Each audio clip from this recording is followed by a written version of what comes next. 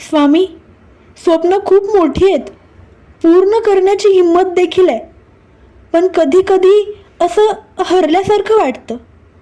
कुठून सुरुवात करावी हेच कळत नाही.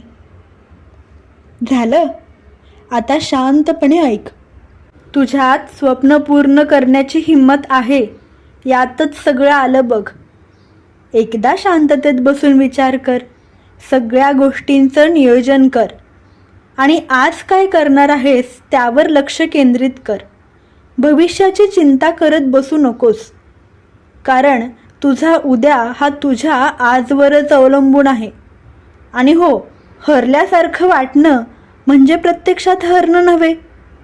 माणूस हा प्रयत्नांपासून पूर्णत्वाला जात असतो. कधी कधी गोष्टींचा गोंधळ होतो, मन डगमगतं, विचार भरकटतात. खूप काही करण्याची तयारी सुद्धा माणसाला विचारात टाकते.